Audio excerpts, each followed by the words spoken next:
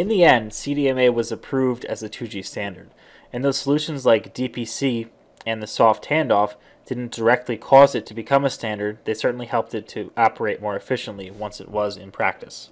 We should also point out a few compelling advantages of Cdma over Tdma, which became more apparent around this time. One is a tenfold improvement over the original analog capacity, which Tdma did not have. Tdma, if you remember, only had something like a 3 times improvement over analog, but Qualcomm was saying that Cdma had a 10 times improvement, and they would experiment with that and found that out from their field trials. So it wasn't quite the 40 times that they had thought, but 10 times is still way better than the 3 times, and so they would promote that. So this is one way.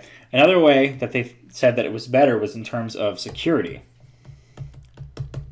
It's very hard to listen in on someone's conversation if you don't know what their code is, because you'd have to figure that out in order to reconstruct and decrypt the message.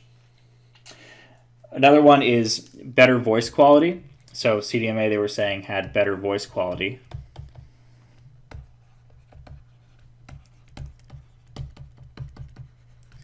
And last but not least is longer battery life.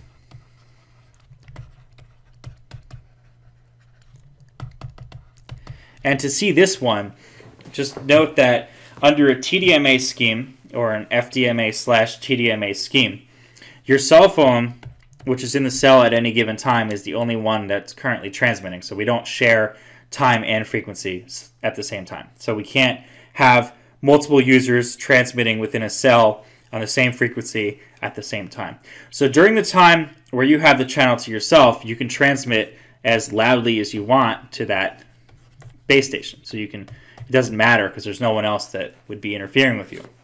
So by doing this, the power levels on Tdma and FDMA phones were much, much higher.